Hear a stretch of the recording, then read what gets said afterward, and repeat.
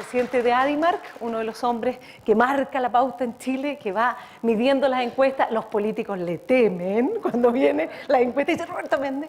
Y además quiero decir con mucho orgullo que además de ser director del Banco Santander, por ejemplo, y de otras empresas, es director también de la Comunidad de Organizaciones Solidarias, el señor Roberto Méndez, con las luces y sombras del Chile de hoy. Gracias, Roberto.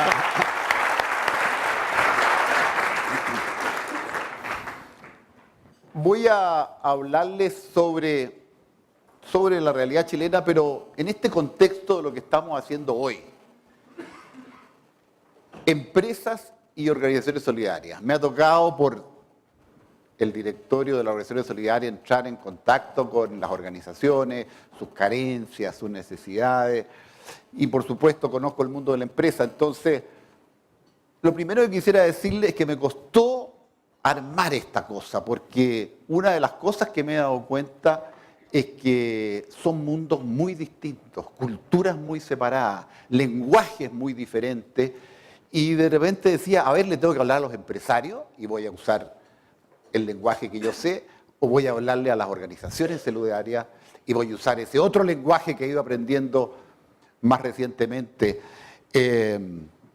Bueno, y la verdad es que elegí un dialecto intermedio que ojalá que sea inteligible para todos los que estamos acá. No es, pero el primer mensaje es ese, no es fácil la comunicación. O sea, esta tarea que nos impone este encuentro, ¿no es cierto? Alejandra, hace un minuto, no es una tarea sencilla, o sea, no es obvio. ¿Por qué no nos habíamos juntado antes? ¿Por qué no tenemos un diálogo más fluido? ¿Por qué suelen haber conflictos entre las empresas y las organizaciones solidarias? Porque tenemos diferencias. Bueno, y sobre eso voy a hablar.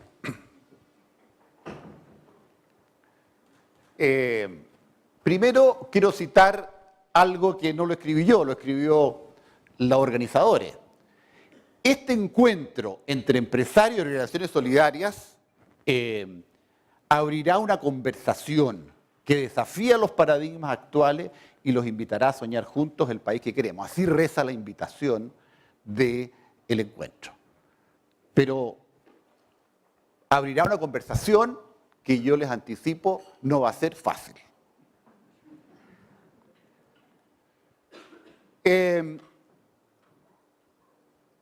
Y la primera constatación que quisiera hacer es que desde hace algún tiempo, no mucho, se ha instalado en Chile señales bastante fuertes, bastante claras, de que se está produciendo un cambio que yo lo llamo profundo, que va a cambiar muchas cosas de nuestras vidas y de nuestras instituciones, y también discontinuo, o sea, porque la sociedad siempre está cambiando. Uno decía, no tiene mucho novedoso decir eso, la sociedad cada semana, cada día, cada año es distinto al anterior, ¿no es cierto? Pero de repente se nos producen estos como saltos en que lo que venía en una dirección de repente se altera y se empieza a mover en direcciones opuestas. Y algo así es lo que nos está viniendo.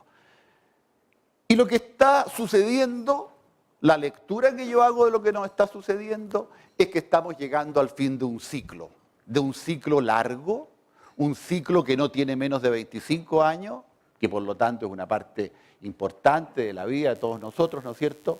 Para algunos a lo mejor es toda la vida, para otros una parte, una proporción más chica, pero un ciclo importante. Y este ciclo que se acaba, este ciclo que nos damos cuenta que ya no va a estar más con nosotros, se fundaba, a mi modo de ver, o se funda, porque no ha terminado de desaparecer, se funda, en dos grandes consensos que han estado presentes en este ciclo. Uno, un consenso sobre el orden económico. Para bien, para mal, a tirones de algunos, pero aquí se instaló un orden económico, se perfeccionó a través de sucesivos gobiernos, ¿no es cierto?, en los últimos 20 años, y el modelo funcionó, y funcionó bien, y trajo muchas luces al país, y trajo también sombra, pero funcionó muy bien desde muchos puntos de vista. Y segundo, también el otro fundamento ha sido un consenso sobre el orden político, el orden político jurídico, constitucional. Esta constitución, no voy a entrar en esos temas, pero la constitución del 80 ha tenido 20 modificaciones, 20. Y todavía estamos ahí cómodos y alguna gente piensa que también eso tiene que ser revisado y hay que hacer una asamblea constituyente y poner todo replanteado de nuevo. Entonces, ¿por qué digo que el ciclo está por lo menos en cuestión? Porque esos dos consensos hoy día están cuestionados. Y por movimientos, por situaciones, yo creo que el movimiento de los estudiantes cuando dijeron no al lucro, estaban diciendo a lo mejor no al lucro en las universidades, en lo caro, las carreras, no sé, pero en el fondo le estaban poniendo un signo de interrogación al modelo económico, al primero de estos acuerdos. En fin, este acuerdo a la Asamblea Constituyente, que ya no está tan claro si va a haber o no va a haber, pero también es una voz, ¿no es cierto?, que nos llama a replantear esto. Entonces, yo diría que la situación actual es de un fin de ciclo, y yo creo que todos presentimos que está emergiendo algo diferente, que no sabemos muy bien exactamente sus características, y por lo tanto eso crea incertidumbre. Y por lo tanto, lo quiero decir con claridad, para las empresas es un momento de incertidumbre. Es un momento para empresas y empresarios en que hay temores, incertidumbre, no saber lo que está adelante y por lo tanto eso tiene una serie de consecuencias. Y yo creo que también lo es, a lo mejor, para las organizaciones solidarias. Porque este fin de modelo, ya las organizaciones se han acostumbrado a ella, a una relación también con el mundo de los necesitados y también con el mundo de los recursos, con el Estado, ¿no es cierto? Y cuando todo esto se replantea, evidentemente también se crea una incertidumbre para las organizaciones solidarias. Entonces yo creo que lo que marca este encuentro es un momento de incertidumbre para empresas y también para las organizaciones solidarias. ¿Qué nos dejó este ciclo que termina? Vamos a ver después qué consecuencias tiene esta incertidumbre para la relación que pretendemos crear, para este diálogo que pretendemos crear y que nos invita, ¿no es cierto?, la comunidad de organizaciones solidarias. ¿Qué nos dejó este ciclo? Yo creo que ha sido un ciclo dorado, ha sido un ciclo extraordinariamente positivo para nuestro país. Yo no digo que no tenga sombras, pero ha sido un ciclo que ha producido una transformación profunda de nuestra vida, de la disminución de la pobreza, ¿no es cierto?, de la solución de ciertos problemas que parecían insolubles, incorporación de muchas familias a la educación superior, en fin, a bienes que antes eran de unos pocos. El PIB per cápita, esta cifra que la he mostrado muchas veces, pero igual vale la pena recordarla, el año 87, hace 25 años atrás justamente, o 26, que es este siglo que estamos hablando, era el fin, ¿no es cierto?, de, no sé si decirle dictadura o gobierno militar, está medio conflictiva la cosa, pero digamos de entonces, eran $3.600. Ese era el PIB per cápita el año 87, $3.700. Y hoy día nos estamos empinando a 19.000, 20.000, acercándonos ya a los límites de los países europeos, Portugal, en fin, estamos dejando atrás un mundo de país desarrollado y nos incorporamos a este nivel con los promedios, con la distribución de la riqueza, todo lo que vamos a hablar también, pero ahí está. Y la otra cara, también archiconocido por todos en esta sala, ¿no es cierto?, la otra cara de lo mismo, desde el año 87 hasta ahora, una dramática disminución de la pobreza. El mismo año 87, entonces, 1 de cada 2 familias chilenas era pobre. no tenía los ingresos suficientes para cubrir sus necesidades mínimas. Bueno, aquí hay expertos en cómo se mide eso, pero medido como se midió en todo este periodo, disminuyó hasta 14. Hay dudas ahora si son 14, 11, pero por ahí disminuyó dramáticamente. Y como lo he dicho otras veces, en este periodo, finales de los 80 hasta hoy, no hay ningún país en el mundo que haya sido más exitoso en disminuir sus tasas de pobreza. No hay ninguna otra experiencia, ni en el Asia, en América Latina desde luego que no, en Europa, no lo hay una experiencia más exitosa. Y eso es parte de este ciclo. Pongámosle las sombras que queramos, pero ahí está un éxito y un logro absolutamente impresionantes. Más aún, y como paradoja también, las expectativas económicas hoy parados aquí en este fin de ciclo que estamos hablando, son buenísimas. Fíjense ustedes que las perspectivas del Fondo Monetario se han corregido ligeramente, es que el año 2016, o sea mañana, vamos a estar sobre los $20.000 de ingreso per cápita. Si estas cosas siguen, realmente es una performance absolutamente impresionante. Hoy día leí en el diario antes de venir para acá que el Fondo Monetario calificaba los últimos años la economía chilena como sorprendentes. Que el Fondo Monetario diga eso realmente es una cosa sorprendente. Incluso cuando nosotros hacemos estas encuestas y que vamos y le preguntamos a la gente cómo ve la economía, hoy las percepciones de los chilenos sobre la economía es la mejor en décadas. En décadas no habíamos encontrado una mejor percepción de, bueno, si esto funciona.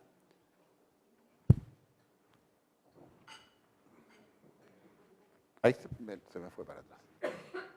Que cuando alguien se para ahí al frente. Bueno, ahí hay 12 años, cuando la curvita esta está por encima de la línea azul, quiere decir que en Chile hay más optimistas que pesimistas con respecto a la economía. Cuando la curvita está por debajo hay pesimismo. Ahí ven ustedes al principio del año 2002, 2003, la guerra de Irak. En fin, aquí está la presidenta Bachelet, aquí está la crisis 2008-2009, miren el nivel de pesimismo, cómo cae. Aquí sube cuando es elegido el presidente Piñera, ¿no es cierto? Aquí el terremoto del 2010, aquí cuando rescatan a los mineros en la mina, aquí es cuando echan a Bielsa y aquí, bueno, viene la crisis de los estudiantes, el 2011-2012, y aquí estamos hoy. Este es el punto que quería referirme. No hay en todos estos 15 años, 20 años para atrás, otro periodo de esta extensión de optimismo. La gente está optimista con respecto a la economía.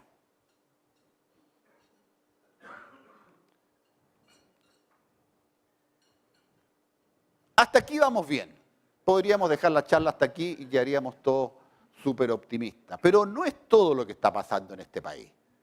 Porque a partir de, casi uno podría situarlo con precisión, a partir del año 2011, junto a este optimismo, junto a esta visión luminosa, positiva de crecimiento de economía, se instala en el país una sombra, una nube, un pesimismo, una rabia, ¿no es cierto?, un conflicto que no ha pasado y afecta hasta hoy el clima social.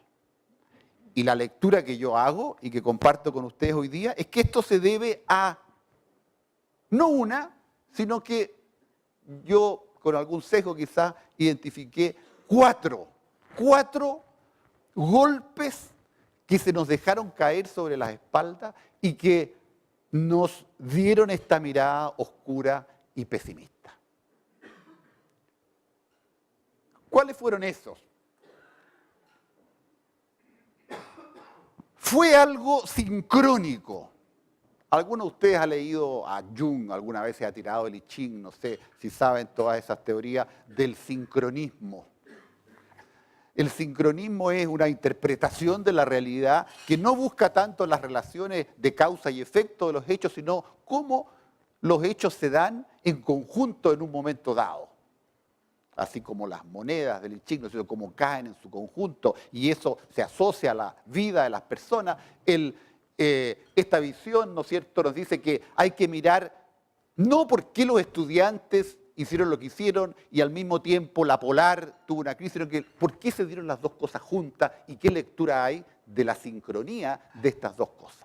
Bueno, algo así es lo que yo creo que pasó en Chile y creo que afectó de una manera gravísima y no solucionada hasta hoy la confianza en, no algunas, sino que en todas las instituciones sociales. El año 2011 fue el año dramático. ¿Y cuáles fueron estas cosas que nos pasaron? Fueron varias. 3 tengo ahí. Uno fue el tema de los estudiantes. Hasta el 2011 la educación superior era el reflejo del sueño chileno. Todos nos llenábamos el pecho de decir el 70% de los jóvenes es primera generación y esto es fantástico y el país puede mirar con alegría su futuro porque esto es lo mejor que nos puede haber pasado, ¿no es cierto? Y la concreción del sueño chileno de progreso y de incorporación de todos y de los sectores medios y bajos a ese progreso ocurría a través de un mecanismo que era la educación superior. Y de repente salen unos chiquillos y nos dicen, oiga, esta educación es mala, no voy a lograr lo que usted me está prometiendo, es carísima, es la más cara del mundo y además es de mala calidad. Entonces, como que una pata, una columna importante de esta realidad quedaba en entredicho. Pero al mismo tiempo, y la fecha uno empieza a mirar el calendario, es impresionante cómo coinciden, la Polar, una empresa modelo que hasta semanas antes que ocurriera lo que ocurrió en el mes de julio del año 2011, era una empresa modelo la que de verdad entendía a la clase media y a la clase baja, cuyos ejecutivos eran modelo de éxito empresarial y de cómo se deben manejar las empresas y daban charlas, ¿no es cierto?, en las universidades y en las mejores, y en la Casa de Piedra y a lo mejor aquí mismo, ¿no es cierto? Y estos próceres de repente, de la noche a la mañana, pasaban a ser delincuentes, abusadores, bandidos, ¿no es cierto?, presos. Y creo yo que eso le agregó al cuento anterior de los estudiantes otro elemento, y es que la empresa, los empresarios, eran algo sospechoso, eran algo eventualmente dañino, algo abusadores, chupasangre, en fin, segunda pata.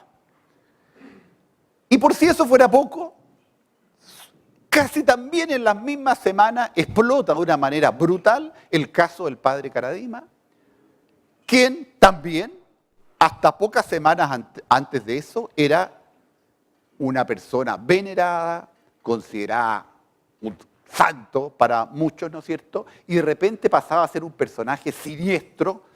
El título del libro de la periodista Mon, que lo dice todo, ¿no es cierto?, El Señor de los Infiernos, una cosa impresionante. Para mucha gente era como que el mundo se le daba vuelta de arriba para abajo, su fe, su confianza en una parte, en la iglesia a lo mejor estaba representado por eso, ¿no es cierto? Bueno, y todas esas cosas ocurrieron en el año 2011.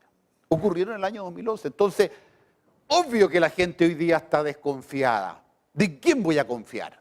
Si ya todo se me cayó. Se me cayó mi modelo económico, se me cayó las empresas, se me cayó las personas que creía yo cerca de la santidad y que eran tan importantes para mi visión de la vida. Y siguieron ocurriendo cosas. Yo aquí lo simplifico. En el área estudiantil, en el área empresarial hubo muchos otros problemas. En las farmacias, hoy estamos viendo, ¿no es cierto? En el tema de la iglesia ocurrieron más, pero en fin, yo creo que basta el ejemplo.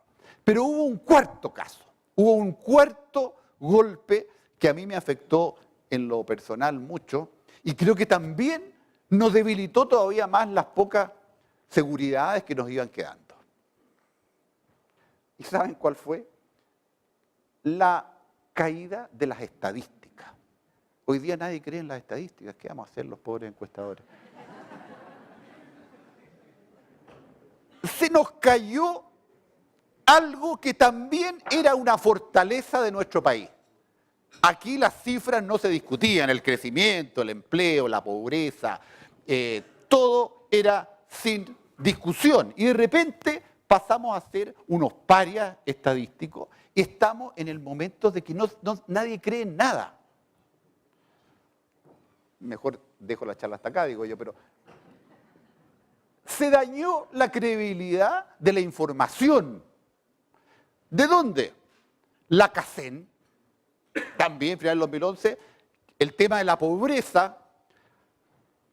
Durante décadas nos habíamos alegrado, ¿no es cierto?, con estas curvas de la pobreza descendiente y de repente empieza esta discusión que no, que la pregunta no sé cuánto, que se midió distinto, que se intentó manipular, que la CEPAL se peleó con el gobierno y finalmente hoy no sabemos cuántos pobres hay. No sé si es muy importante o no, pero no se sabe. La diferencia hay entre 11%, 14%, después me imagino van a hablar sobre eso, pero hoy día no se sabe. El censo, hoy día no hay censo. No sabemos si somos 15 millones, 16 millones, 17 millones, 18 millones, no sabemos. Nadie en esta sala sabe. Yo no lo sé. El censo no existe. Se tapó, se escondió a la espera que se aclare qué diablos pasó. El director del INE está declarado reo, así se decía antiguamente, y se va a saber si fue un error o fue un fraude. Y ese es el censo, nuestra base estadística. El IPC, la inflación, esta cifra mensual que afecta los salarios, afecta la UEF, afecta el arrendamiento, afecta las deudas hipotecarias, afecta a millones de personas. El año pasado ustedes saben que el IPC fue 1,7% la cifra oficial, pero hay gente que dice que por los errores que se acometieron en el cálculo del IPC de la tecnología y del vestuario, en realidad fue mucho más. Y hay gente que dice que el IPC no fue 1,7, sino que fue 100% más, 3,5. Entonces, no sabemos nada. O sea, lo que sabíamos de los números, si no sabemos el IPC, si no sabemos la población, no sabemos cuántos pobres, no sabemos cuánta gente está inscrita en los padrones electorales, porque también ahí quedó la escoba, y no se sabe si son 10 millones, 11 millones, 12 millones, no se sabe. Entonces, estamos realmente en una situación de incertidumbre enorme, enorme. Ojalá que Jordán y su grupo logren hacer algo para arreglar esto, porque realmente es otro pilar de nuestra realidad en que no sabemos. Es como ir manejando un auto y que se apagaron todos los indicadores y no sabemos a qué velocidad vamos y no se ve muy bien el camino y hay neblina y nada funciona en nuestros indicadores. Bueno, todo eso nos pasó en los 2 últimos años y es lógico que entonces haya una situación de... miren nuestra imagen internacional, si es para llorar a grito. El Financial Times, que probablemente es uno de los diarios más serios, más respetados en el mundo, miren cómo tituló eso, y esto fue sacado de Le Monde: Chile pierde su reputación de precisión teutónica por denuncias contra el INE. Y el Economist, poquito más abajo aquí dice, vergonzoso escándalo estadístico. Vergonzoso. Bueno, eso éramos los teutones, los números que nadie ponía en discusión. Hoy día todo está en discusión en materia de estadística.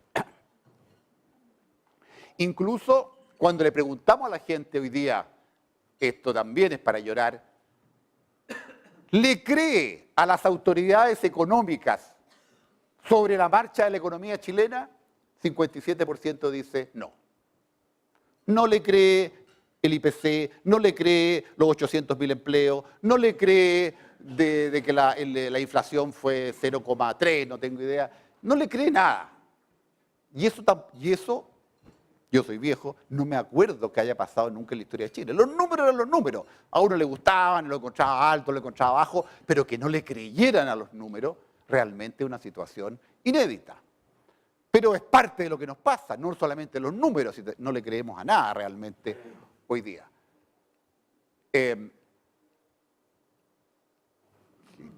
Bueno, tampoco le creo mucho a los pasos. Una más. Entonces, lo que nos pasó por estos 4 golpes que les acabo de mencionar, la estadística, la educación superior, la iglesia, la empresa, ¿no es cierto? Pero el resultado final, que nos pena hasta el día de hoy, es que hay una crisis de confianza muy grande en el Congreso. No les voy a mostrar cifras porque ya sería una lata. Los partidos políticos, ustedes lo han visto, los medios de comunicación. Si tampoco la gente le cree hoy día a la televisión, a la radio, no le cree a los diarios, a las empresas y empresarios, no nos creen nada, al modelo económico, en fin, una situación bastante clara y dura para nuestro modelo. Fíjense la imagen de los empresarios. En septiembre del 2009, la barrita que está más a la izquierda, la zona roja era el porcentaje de la población que decía que no tenía nada de confianza en los empresarios. Era un 36%. El 54% intermedio le tenía algo de confianza. Y el 10% le tenía mucha confianza. Esos son los mismos empresarios, por supuesto. Pero esa no es la noticia. En octubre del 2011, cuando emerge todo este problema, ¿no es cierto?, lo volvemos a medir y un 52% dice ahora que no le cree nada, saltó de 36 a 52, que no le cree nada a los empresarios. Hasta ellos mismos perdieron la fe, esta vez porque bajó de 10 a 6. Y en abril del 2012, el año pasado, lo volvimos a medir y había subido todavía a otro punto, 53% no le cree nada. O sea, yo empresario, cuando hago mi publicidad, cuando me comunico con mis clientes, más de la mitad no me cree nada. Nada. Ni el contrato que le digo que firma, ni las garantías que le estoy dando, en fin. No, sencillamente un ámbito de incredulidad y de desconfianza generalizado.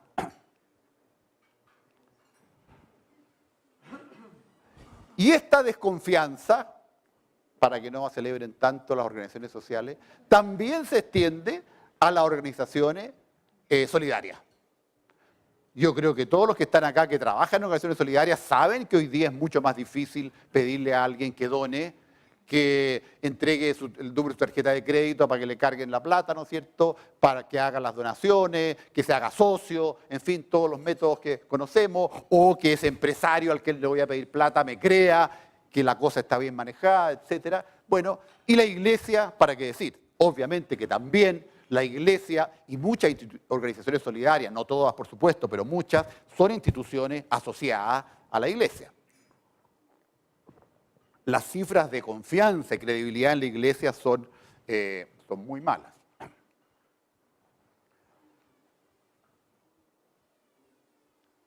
Y se estableció un sentimiento muy grande de inequidad.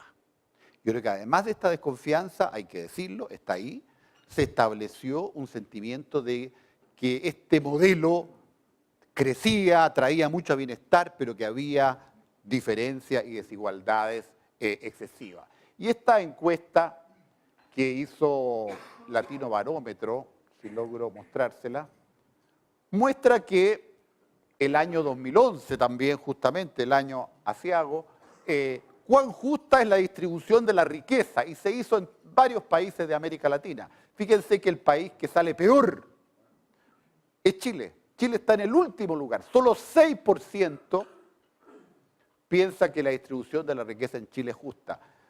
Bueno, en Ecuador salía muy bien, pero tengo mis dudas, pero en fin. Estamos mal, pero no tan mal. O sea, uno mira las cifras de distribución de la riqueza, los coeficientes Gini y todas estas cosas, y obviamente Chile está de la mitad para abajo, pero no es el peor, ni con mucho. Incluso el coeficiente Gini ha mejorado en los últimos años, pero esto nos indica que la percepción, lo que está en la guata de la gente, es eso, que nuestra distribución de la riqueza es mala. ahí están los resultados de la Gini, esto es lo que les decía. Fíjese, los números objetivos, lo que nos dicen, según la CACEN, es que en los años 2009, 2011, el coeficiente Gini ha venido bajando en Chile, o sea, nos indicaría que la cosa se ha ido moviendo más bien en la dirección de mejorar algo la distribución de la riqueza, pero no empeorar. Y también se establece este rechazo al modelo económico, que es el tema que también es el otro elemento que marca esta situación en la que estamos viviendo actualmente. Fíjense ustedes, ahí hay 4 momentos, ¿no es cierto? 2007, 2010, 2011 y 2012.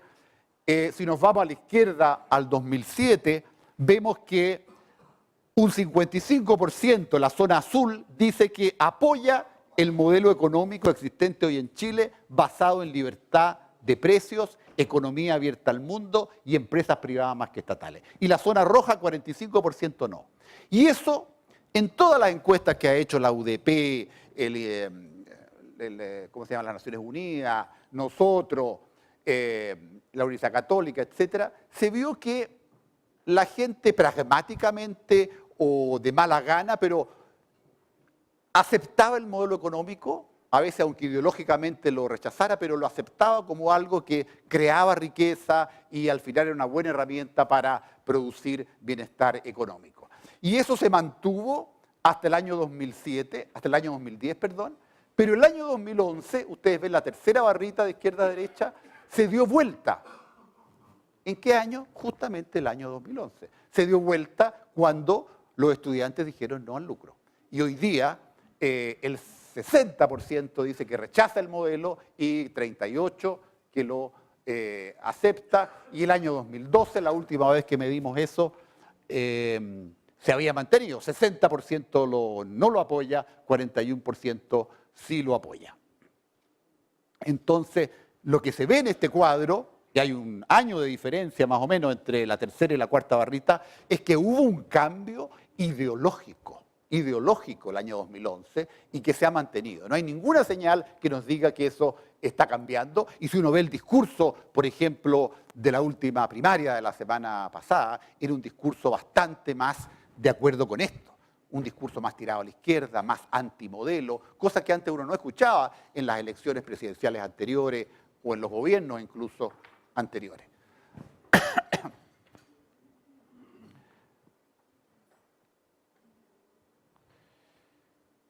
Los empresarios están inciertos. Voy a dar muy rápidamente 2 o 3 indicadores de eso. Nosotros hemos hecho estudios con empresarios y el mundo empresarial hoy día, su característica es que están más pesimistas. Los indicadores que tenemos, hay varios indicadores del ánimo empresarial, nos muestran que estas perspectivas van a la baja. No están muy pesimistas, como algunos han pretendido decirle, pero evidentemente el optimismo de los últimos 4 o 5 años ha descendido notoriamente en los últimos meses. Ha sido este año realmente cuando se ha producido este cambio. Por incertidumbre internacional, por los mayores riesgos en el entorno interno, ¿no es cierto? Lo más optimista todavía es el comercio. Sandro nos podrá decir, pero uno de los indicadores que se mantiene muy sólido todavía hoy es el consumo. El consumo, la gente sigue comprando productos de una manera impresionante. Un amigo mío dice que la depresión los chilenos la pasan en el mall, digamos. El mall es la terapia para la...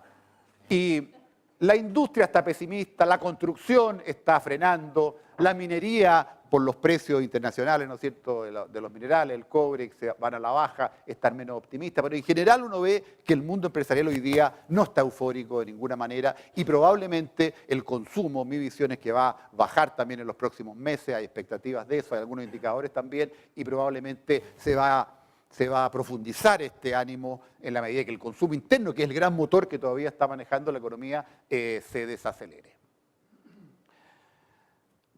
En segundo lugar, a los empresarios les pasa algo que no es necesariamente malo, pero que está ahí en su ánimo. Sienten que han perdido influencia de lo que eran en el pasado. Uno podrá hacer un juicio de valor, a lo mejor es bueno que no lo escuchen tanto, pero crea una nueva sensación en el mundo empresarial. En el gobierno del presidente Lagos, por ejemplo, el presidente de la SOFOFA, Juan Claro, fue al gobierno y dijo, gobierno, hagamos un pacto de crecimiento. Se llamó el Pacto Pro Desarrollo, no me acuerdo, o Alianza para el Desarrollo, algo así. Y fue considerado un evento notable que el mundo empresarial fuera donde el gobierno y le propusiera un pacto para el desarrollo. El presidente de la SOFOFA me decía el otro día, yo llamo a La Moneda y nadie me contesta el teléfono. Nadie me recibe. ¿Qué pacto podría proponer yo hoy día? Nada. No interesa ningún pacto con los empresarios. No son un actor hoy día relevante en materia de políticas públicas. Nada, hay una sensación muy curiosa. Es un gobierno supuestamente más cercano, pero sienten que han perdido influencia. Fíjense, hicimos una encuesta entre empresarios. ¿Cuál es el nivel de influencia de los empresarios en distintos en los medios de comunicación? Claro, hoy día varios medios de comunicación son manejados por empresarios, 52%, es donde siente que tienen más comunicación, algunos diarios son cercanos al empresariado, ¿no es cierto? En los parlamentarios de la Alianza, solo 38 cree que tienen mucha influencia los empresarios, en el gobierno 27, en la iglesia 24, en el ministro de Hacienda 22, en los parlamentarios de la concertación no les dan pelota, 15, en el Poder Judicial menos. O sea, nada, no tienen poder, tienen unos medios de comunicación que por lo demás también sufren de temas de confianza. Qué complicado esto. Bueno, la tecnología parece que dejó de acompañarme ahí. Tienen una visión mixta del gobierno, voy a pasar rápido esto, la verdad. Son muy críticos en algunos temas, por ejemplo, en algunos temas lo evalúan bien, calidad de la educación, modernización del Estado, innovación, pero miren en concesión, infraestructura, flexibilidad laboral, muy mal, nivel de impuestos, mal, el problema energético, pésimo. O sea, realmente no es un empresariado que esté eufórico también detrás del gobierno, apoyando un proyecto determinado.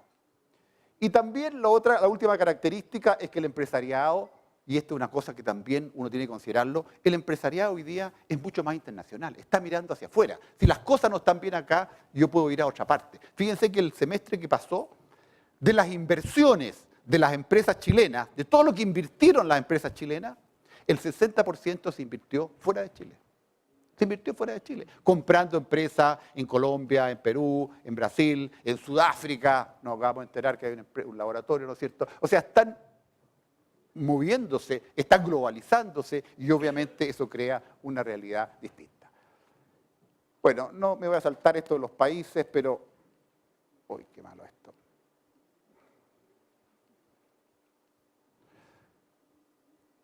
Entonces, la conclusión que yo quiero compartir con ustedes es que empresas y empresarios enfrentan un clima social y regulatorio adverso y menos optimista de lo que ha sido en el pasado. O sea, eso es un poco el clima que hoy día tenemos en nuestro mundo empresarial. Y en los ciudadanos vemos este pesimismo de que no vamos a ser un país desarrollado, miren cómo caen las cifras de percepción, de que no vamos a resolver el problema de la educación, de que no vamos a ser capaces de redistribuir los ingresos. O sea, todo esto que ha pasado en estos años, en estos 2 últimos años finalmente, afectó al mundo empresarial, eso lo quiero decirle, pero afectó también a los ciudadanos. Estamos pesimistas, no vamos a reducir la pobreza, no vamos a ser un país desarrollado, o sea, tenemos menos confianza en el futuro. Las posibilidades de que una persona de clase media llegue a ser exitosa, miren cómo se cae. Esa es la caída de la educación superior, la barrita a la izquierda. ¿Qué posibilidades tiene una persona de clase media de llegar a ser una buena situación económica? El 49% estaba optimista hace 4 años, el 2009, hoy día el 29%. Que un pobre salga de la pobreza, Midámoslo como lo midamos. 27%, hoy día solo 17% cree que un pobre tiene buenas posibilidades de salir de la pobreza. O sea, hay un pesimismo con respecto al progreso social. Se estableció ahí.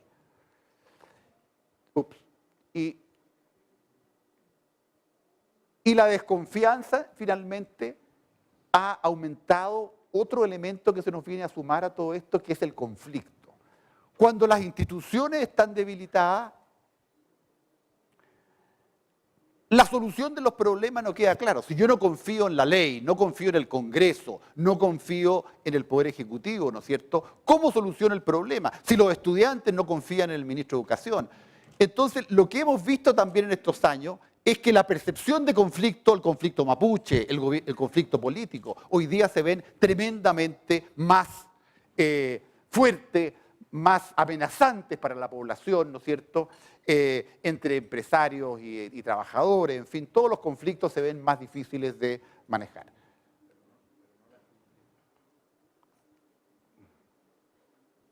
En la iglesia, ¿no es cierto?, también la desconfianza está. Ups. Entonces,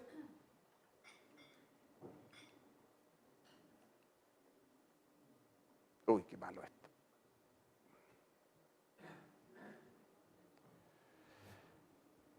En este escenario, y este es un mensaje para las organizaciones solidarias, ya vemos como el tema de los empresarios.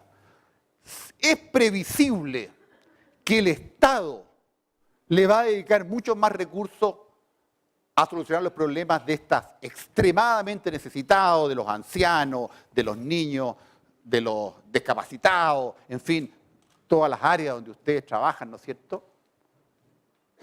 ¿Es posible prever esto? El movimiento, el discurso político que estamos escuchando nos hace prever que va a haber grande flujo de dinero del Estado para solucionar estos problemas, y la respuesta que yo le doy a eso es que no. No. ¿Por qué? Y si uno escuchó a la presidenta Bachelet, ni una mención, ni una, al problema de los más pobres, los más discapacitados. Va a hacer educación gratuita y de alta calidad, pero esos no son los más necesitados.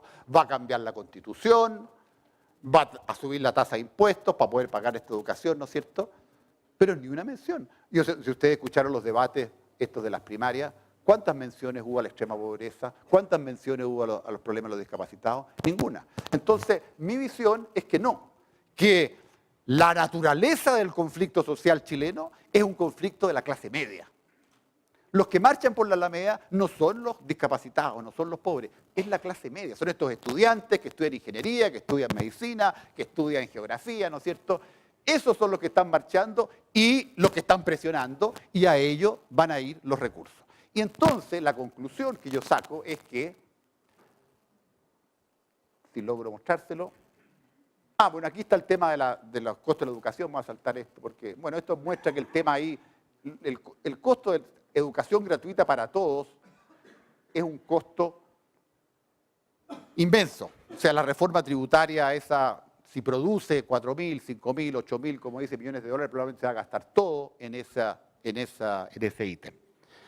Entonces, la conclusión de lo que yo quería decirles hoy día es que hoy, como nunca, organizaciones sociales y empresarios se necesitan mutuamente.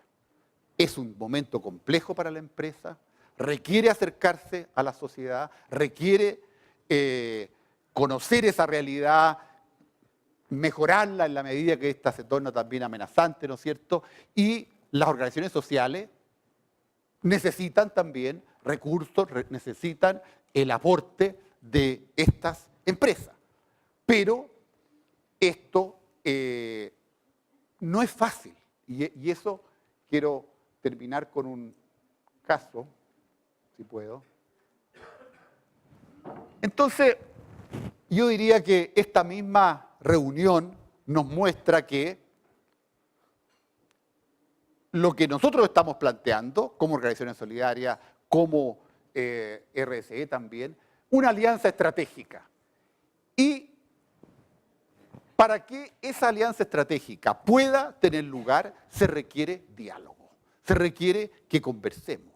Y eso es lo que quiero decirle que es difícil, porque mi percepción, lo que yo he aprendido hasta ahora de estos dos mundos, es que hay una grave brecha de lenguaje, y a lo mejor lo vamos a poder discutir en los paneles que siguen, ¿no es cierto?, entre el mundo de la empresa y el mundo de las organizaciones sociales. Y les quiero mostrar esto con un ejemplo.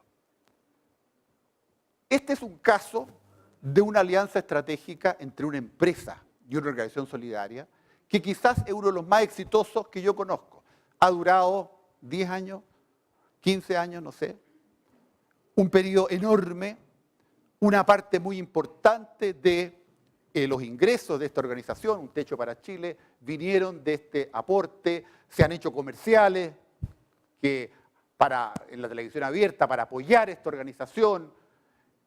Los miles de empleados y trabajadores del Banco Santander han aportado parte de su sueldo y se han sentido solidarios con esta organización, ¿no es cierto? Hay actividades, los clientes también han aportado, en fin, ha sido realmente un modelo de una alianza estratégica que ha funcionado muy bien durante mucho tiempo y que ha sido importante para esta empresa. Pero,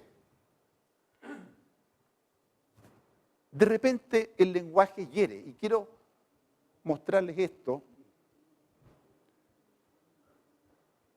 El fundador, la persona que estuvo muchas veces en el banco, declara: yo bendigo el anillo a una persona casada por segunda vez y al día siguiente tengo un llamado del arzobispo.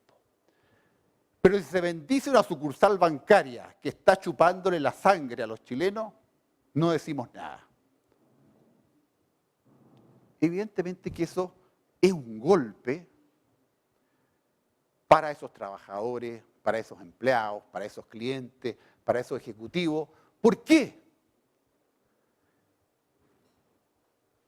No sé cuántos anillos habrá bendecido, pero sí me consta, porque estuve presente, que él bendijo decenas de sucursales del Banco Santander. Y lo hizo con alegría y compartimos juntos, y ahora me entero que soy un chupador de sangre. Entonces hay algo ahí, en el tono, en las palabras. ¿Cómo le digo a los accionistas que no quiso decir eso, que no, que se refería a otro banco a lo mejor? Es muy difícil, es muy difícil. Y hay algo ahí ideológico, de lenguaje, de tono, que le está diciendo el padre Berrío: usted apóyeme, pero yo igual le voy a decir lo que tengo que decirle. No sé, pero hay algo que tenemos que construir de esto. Hay algo que tenemos que mejorar, porque si no, no va a funcionar. Este diálogo, esta alianza estratégica, así no va a funcionar. Yo no sé qué hicimos mal en el Banco Santander, no sé qué hizo mal el padre Berrío, pero algo ahí no funciona. No hay alianza posible. Bueno, ¿cuál termino entonces? Estamos en señales de un fin de ciclo, un nuevo ciclo desconocido. La característica actual es: hay un grave deterioro en la confianza de las instituciones, un país que celebra el éxito económico, pero que se manifiesta pesimista y enojado en este momento, ¿no es cierto? Y empresas y empresarios estamos en una situación que se enfrenta a un clima hostil, un clima incierto sin lugar a dudas. Y para las organizaciones solidarias, un tema difícil, las prioridades del nuevo ciclo. Ojo, las prioridades del nuevo ciclo van a la clase media, no van a los más necesitados. El país está en otro tren en este momento. Yo no esperaría mucho del aporte estatal en los próximos años. Y por lo tanto es un momento favorable para una alianza estratégica entre empresas y organizaciones solidarias. Pero si no creamos los canales del diálogo, y perdonen por el ejemplo, porque me violentó un poco el ejemplo, pero si no creamos estos canales, este diálogo no es posible. Gracias.